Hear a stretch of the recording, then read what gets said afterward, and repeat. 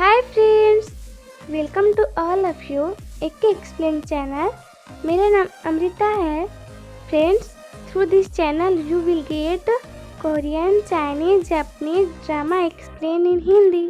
तो आप लोग वीडियो देखकर प्लीज़ चैनल को सब्सक्राइब करना मत भूलिएगा और मेरे चैनल को प्लीज़ प्लीज़ प्लीज़ और ढेर सारा प्लीज़ चैनल को सब्सक्राइब कर लीजिएगा। So let's start the explanation.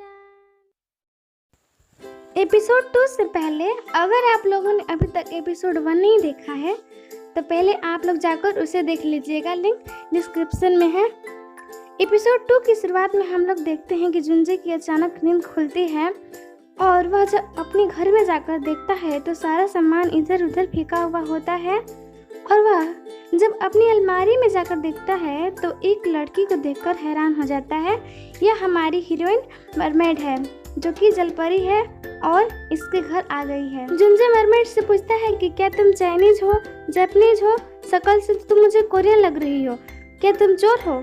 हाँ, तुम चोरी करने जरूर आई होगी। इस होटल की सिक्योरिटी तो एकदम घटिया है। मरमेड के एक पैर से उड़ने के बाद ये दोबारा उससे जाकर उलझता है, फिर उसे दोबारा वो एक पैर मारती है कि हवा में जाते जाते कुर्सी पर गिरता है और इसके गर्दन में चोट लग जाती है।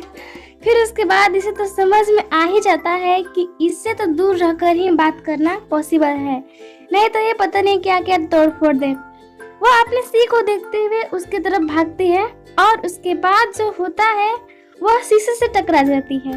उसके बाद उसके थोबड़े का स्मेल तो बिल्कुल देखने लायक था। शीशे से टकराने के बाद वह बिल्कुल भी भाग नहीं पाती है। उसके बाद जुनजे उसे पकड़कर रस्सियों से बांध देता है और पुलिस के पास फोन कर देता है। जब वह मरमेड के हाथों को खोल के देखता है तो उसमें एक मामूली सा स्ट्रॉबेरी होता है, जिसे देखकर कहता है कि ये मामूली सा स्ट्रॉबेरी के लिए इतना कुछ। फिर वह स्ट्रॉबेरी को उठाकर खा जाती है। जुनजे उसकी कुछ तस्वीरें लेकर उसे पुलिस के हवाले कर देता है। जुनजे पुलिस से पूछता है कि हथकड़ी लगाना जरूरी है, ये मेरे घर से कुछ ली नहीं है। इस पर पुलिस कहता है कि जरूरी है, कहीं ये फरार हो जाएगी तो। जुनजे जब जलपरी की तस्वीरों को देखता है तो उसके ब्रेसलेट को देखकर वह सोचता है कि यह तो कोई कीमती चीज लग रहा है। और इधर जलपरी को तो खूब मजा आ रहा होता है क्योंकि वह गाड़ी में पहली बार बैठी थी। वह लेफ्ट राइट देखकर काफी खुश हो रही थी और ऐसी वैसी हरकतें कर रही थी। जब वह स्टेशन में पहुंच जाती है तो वहां पर दरवाजों को देखकर वह हैरान हो जाती है। फिर उसके बाद वह मछलियों को डरा देती है और अगली सीन में जब जुनजे उसकी एक फोटो को अपने एक फ्रेंड के पास भेजता है और कहता है कि जो ब्रेसलेट है उससे देखकर बताओ कि वह कोई कीमती चीज है या नहीं, मुझे तो बहुत कीमती लग रहा है। मरमेड को खूब मजा आ रहा होता है टिश्यू से खेलने में। जब पुलिस उससे बहुत सारे सवाल करता है वह इस पर ध्यान नहीं देती है। फिर वह उसे डांटने लगता है, उसे एक गुस्से मारकर उसे भी हवा में उड़ा देती है और उसकी नाक में चोट लग जाती है। अगले सीन में हम लोग देखते हैं कि जुनजे किसी दूसरी लड़की को बेवकूफ बनाता हुआ नजर आ रहा है।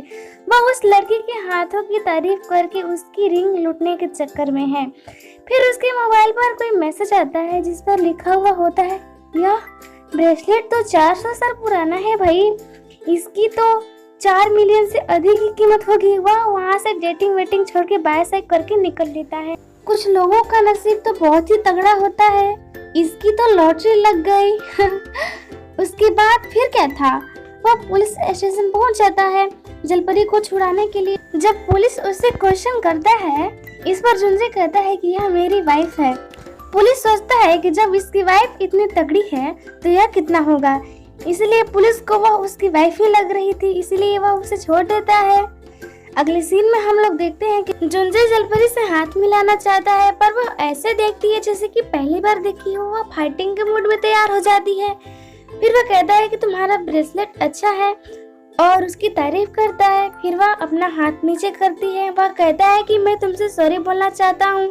वह उसे खाना खिलाने के लिए ले जाता है पर उसके हाथों को नहीं, उसके कपड़ों को पकड़ कर ले जाएगा क्योंकि अगर फाइटिंग के मूड में तैयार हो जाएगी तो क्या करेगा। रेड सिग्नल को देखकर जलपरी भी उसके शिप में खड़ी हो जाती है। जिसे देखकर लेफ्ट राइट के लोग हंसने लगते हैं। जुंजे उससे कहता है कि कौन हो तुम, हाँ किस दुनिया से आई हो, आखिर तुम ऐसे क्यों हो, बोलो मुझे। फिर वह उसके कपड़ों को पकड़कर उसे वहां से ले जाता है, उसे एक मॉल में लेकर जाता है और वहां की सीढ़ियों को देखकर जलपरी डरने लगती है। फिर वह उससे अपने गोद में उठाकर उसे पार कर आता है, जिससे अगल बगल के लोग तालियां बजाने लगते हैं। फिर उसे वह कुछ सैंडल्स लाकर देता है कि पहनो इसे। जलपरी को कहाँ पहनने आता है, वह हाथों में पहनकर उसे खेलने लगती है। फिर इसे लगता है कि इसका माइंड तो बिल्कुल पलटा हुआ है। फिर उससे अपने हाथों से उसको सैंडल्स पहनाता है और उसे कपड़े पहनने के लिए देता है, जिससे कपड़े वह सर में लटका कर आती है, जिससे पास की खड़ी लड़की हंसने लगती है। वह किसी दूसरी लड़की से हेल्प मांगता है। कपड़े पहनने के बाद वह तो बिल्कुल हीरोइन लग रही थी, चकाचक लग रही थी। जब वह बाहर आती है तो जुंजे वहां पर नहीं होता है। फिर वह निकल लेती है। जब जुंजे आकर देखता है तो जलपरी वहां पर नहीं होती है। वह चारों तरफ लेफ्ट राइट उसे ढूंढने लगता है। फिर उसे लॉलीपॉप खाती हुई नजर आती है। वह जाकर उसे डांटने लगता है कि कहाँ थी तुम, मुझे तुम्हारी कितनी फिक्र हो रही थी, किसी को बिना बताए निकल लेती हो। जब वह उसके हाथों की वह ब्रेसलेट देखता है तब उसका माइंड थोड़ा शांत होता है। जलपरी को लगता है कि इसे मेरी कितनी फिक्र है, इसीलिए वह मुझे इतना डांट रहा है या फिर मेरी इतनी चिंता कर रहा है। वह स्माइल करती है और उसे देखकर वह भी स्माइल करता है। फिर उसे खाना खिलाने के लिए ले जाता है। उसके खाने की इस स्टाइल को देखकर वह उसे समझाता है कि ऐसे ऐसे पकड़ के खाते हैं। उसको देखकर जलपरी भी उसके जैसे ही खाना खाने लगती है। फिर क्या था, उसके बाद वह जलपरी को जादू से एक लॉकेट निकाल कर देता है और वह उस लॉकेट को पहना भी देता है। फिर क्या था, उसका ब्रेसलेट ही गायब कर देता है। वह जलपरी को मॉल में बिठाकर कहता है कि तुम यहीं पर बैठना जब तक मैं आ नहीं जाता। और जलपरी को क्या पता था कि यह अपना बोरिया बिस्तर बांधकर निकल लेने वाला है। फिर वह मॉल में बैठी उसका वेट करते करते इसे दोपहर से शाम हो गई। मॉल का एक आदमी आकर उसे कहता है कि मॉल अब बंद होने वाला है, आप जा सकती हैं। जुंजे अपनी कार में बैठकर जा ही रहा होता है, तभी रेड सिग्नल को देखकर उसे जलपरी की याद आने लगती है। वह सोचता है कि मैंने उसे अभी तक गुड बाय भी नहीं बोला। फिर वह जाने लगता है। इधर मॉल की लड़कियां उसे मॉल से बाहर निकाल देती है धक्के मारकर कि क्या तुम पागल हो, मॉल अब बंद हो चुका है, तुम अब जाओ। मगर जलपरी नहीं जा सकती क्योंकि जुंजे ने कहा है कि जब तक मैं ना कहूँ तुम हिलना मत। फिर हम लोग देखते हैं कि जुंजे भी वहाँ पहुँच चुका है। वहाँ देखकर जलपरी भी खुश होती है और इस एपिसोड का यहीं पर एंड हो जाता है। अगले एपिसोड में हम इससे आगे देखेंगे। अब मिलते हैं नेक्स्ट वीडियो में, तब तक के लिए बाय बाय।